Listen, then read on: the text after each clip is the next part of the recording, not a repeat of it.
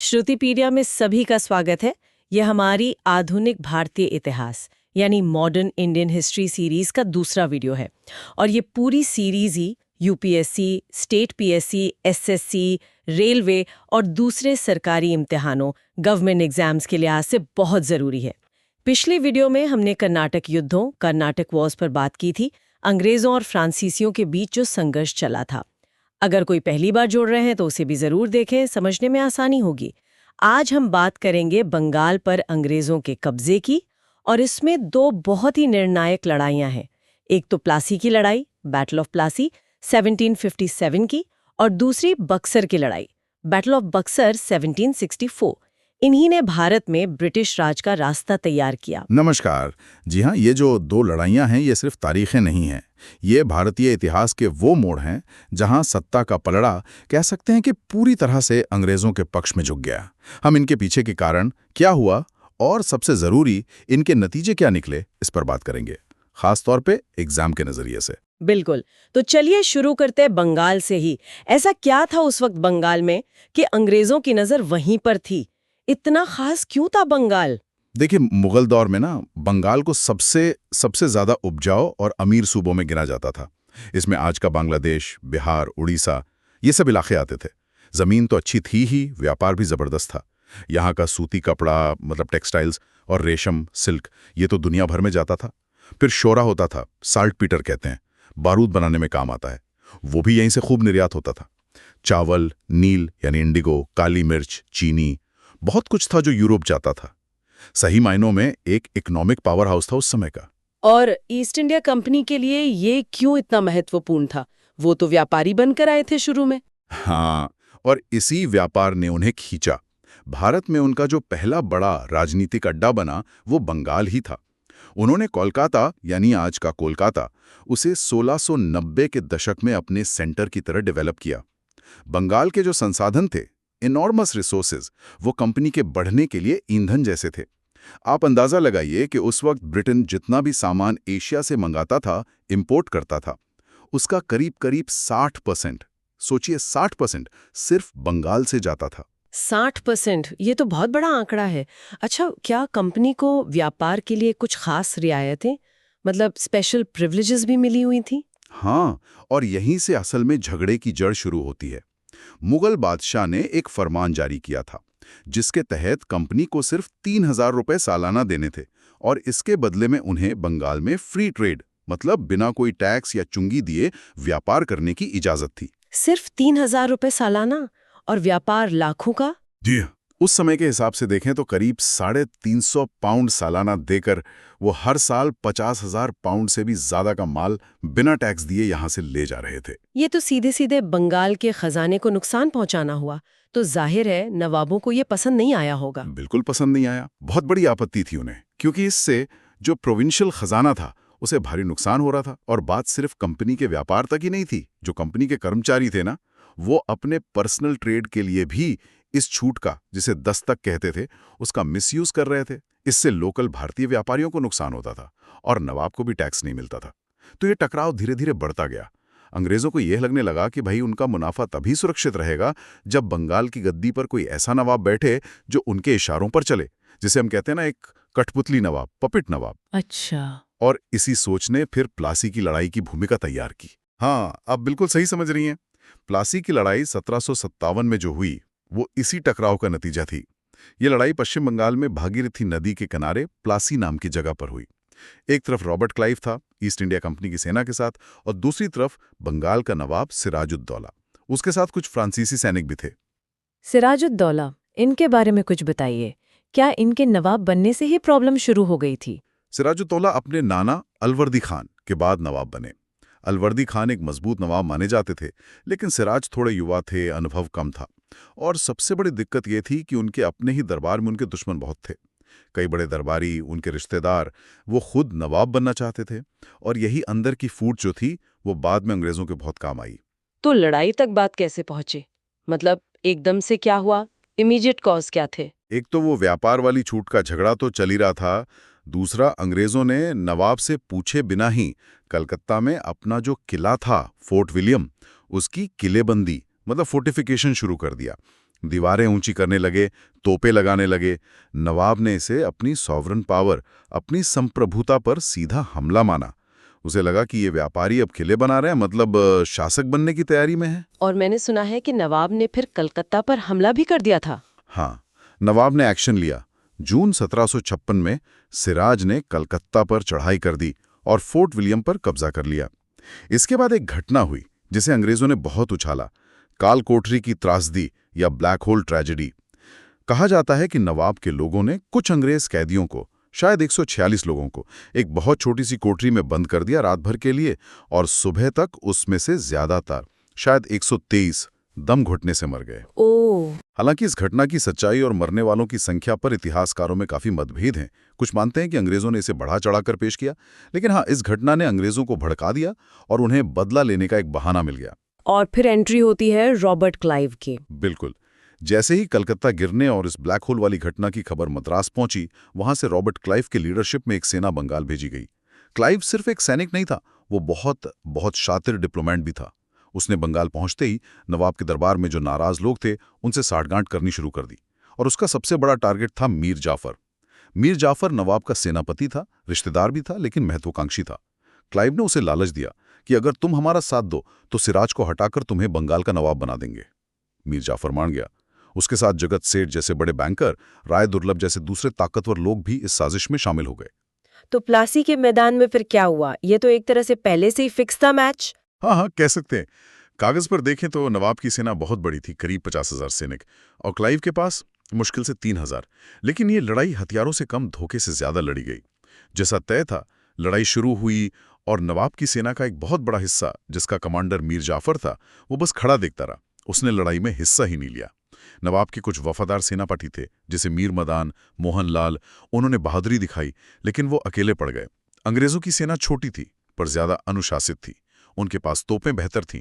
सिराज को मैदान छोड़कर भागना पड़ा, लेकिन बाद में मीर जाफर के बेटे मीरन ने उसे पकड़वाकर मरवा दिया। तो ये कहना बिल्कुल सही होगा कि प्लासी कोई सैन्य जीत नहीं थी, बल्कि एक धोखा था, एक विश्वासघात। हाँ, बिल्कुल। प्लासी बेसिकली एक सुनियोजित साजिश थी, एक कॉन्स्पिरेसी। मिलिट्री एक्शन तो बस उस साजिश को अंजाम देने का एक तरीका था, लेकिन इसका नतीजा बहुत बड़ा था। इस जीत ने बंगाल में अंग्रेजों की पॉलिटिकल और मिलिट्री सुप्रीमेसी, मतलब राजनीतिक और सैन्य वर्चस्व स्थापित कर दिया। यहीं से भारत में ब्रिटिश साम्राज्य की नींव पड़ी, कह सकते हैं। युद्ध के बाद फिर क्या हुआ? मीर जाफर को नवाब बनाया गया? हाँ, क्लाइव ने अपना वादा पूरा किया।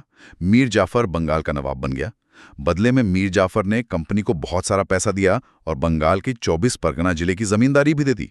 लेकिन अंग्रेजों की भूख बढ़ती जा रही थी। मीर जाफर उनकी उम्मीदों पर खरा नहीं उतरा। वो उनकी पैसों की मांग पूरी नहीं कर पा रहा था। तो नतीजा क्या हुआ? 1760 में, सिर्फ 3 साल बाद, अंग्रेजों ने उसे भी हटा दिया। उसे भी हटा दिया? हाँ, और उसकी जगह उसके दामाद मीर कासिम को नवाब बना दिया। तो मीर जाफर का हश्र भी वही हुआ जिसके लिए उसने साजिश की थी। खैर, अब मीर कासिम आए।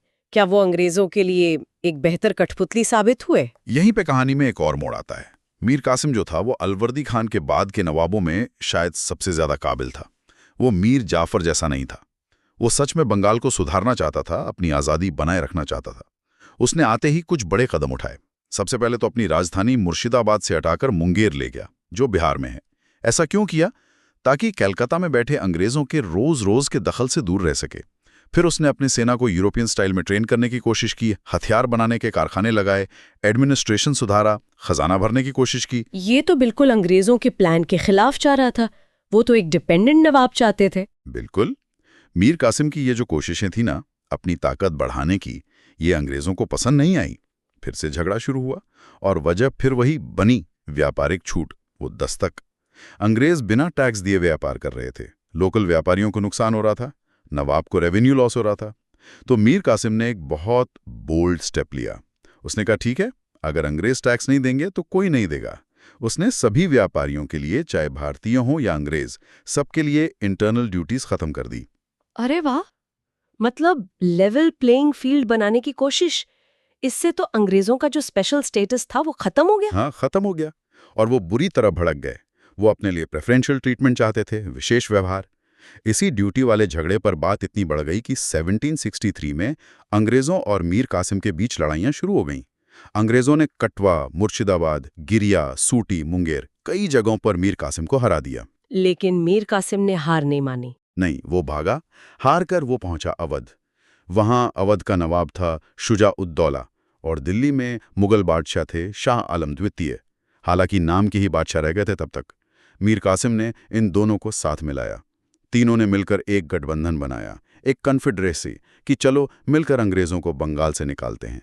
और इसी गठबंधन का सामना हुआ अंग्रेजों से बक्सर में। एकदम सही। अक्टूबर 1764 में बिहार में बक्सर नाम की जगह पर गंगा नदी के किनारे इस मिलीजुली भारतीय सेना का सामना हुआ कंपनी की सेना से, जिसका कमांडर था मेजर हेक्टर मुनरो। इस बार क्या हुआ? क्या ये लड़ाई भी प्लासी जैसी ही निकली?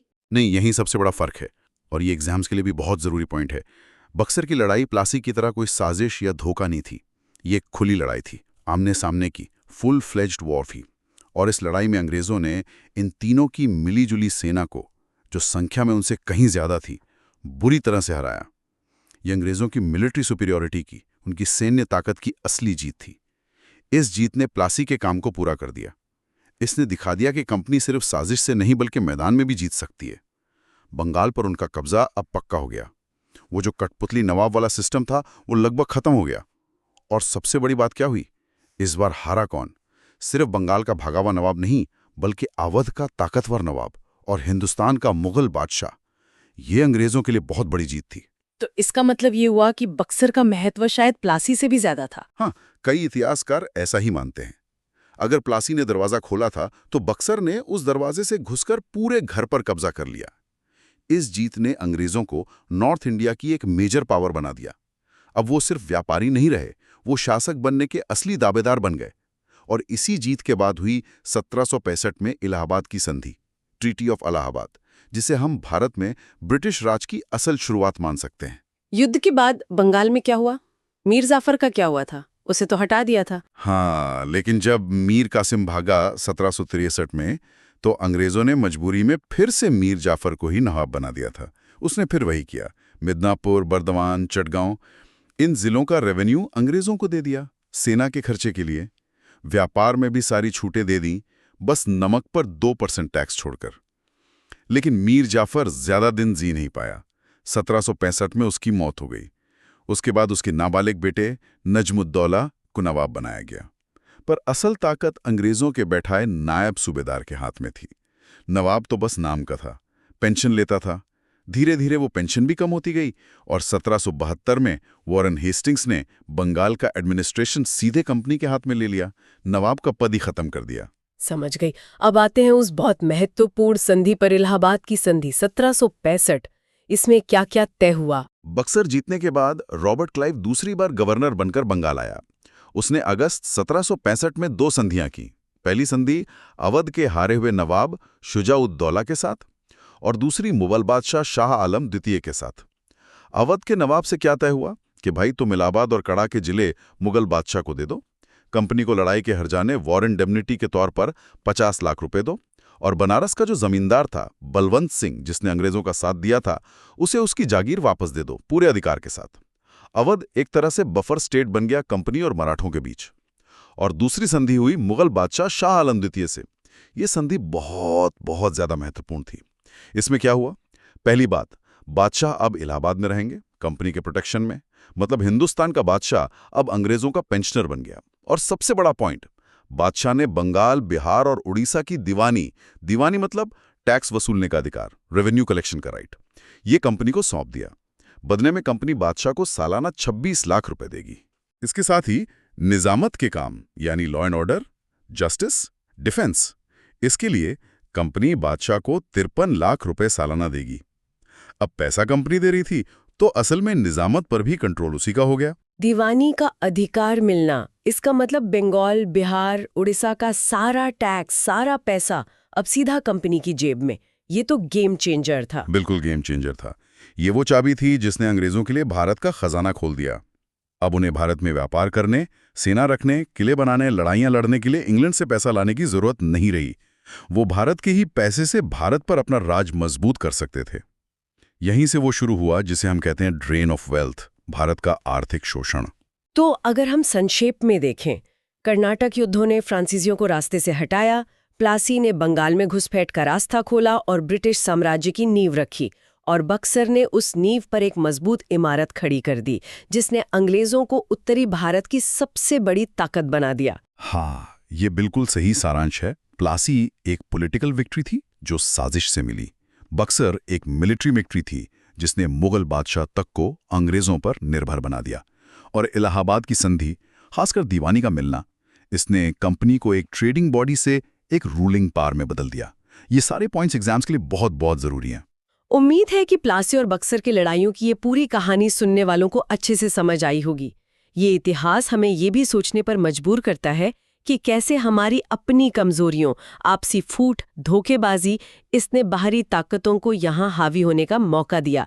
सुनने वालों से एक सवाल भी है, क्या लगता है अगर मीर जाफर ने प्लासी में धोखा ना दिया होता या बक्सर में जो भारतीय सेनाएं थी उनका तालमेल और लीडरशिप बेहतर होती, तो क्या इतिहास कुछ अलग हो सकता था? अपने विचार नीचे कमेंट्स में जरूर शेयर करें। और हाँ, ये भी बताइएगा कि आपको ये चर्चा, ये समझाने का तरीका कैसा लग रहा है। क्या इससे मदद मिल रही है या इसमें कुछ और सुधार की गुंजाइश है? आपकी राय हमारे लिए बहुत कीमती है। बिल्कुल। बंगाल और उत्तर भारत में पैर जमाने के बाद अंग्रेजों की नजर अब दक्षिण की ओर गई। वहां एक और बड़ी ताकत उभर रही थी, मैसूर। सही कहा। तो हमारी मॉडर्न इंडियन हिस्ट्री सीरीज के अगले वीडियो में हम मैसूर युद्धों, मैसूर वॉर्स पर बात करेंगे। देखेंगे कि कैसे अंग्रेजों का सामना हुआ हैदर अली और टीपू सुल्तान जैसे योद्धाओं से। आज के लिए बस इतना ही। श्रुतिपीडिया से जुड़े रहने के लिए आप सबका धन्यवाद। मिलते हैं अगले वीडियो में। जय हिंद।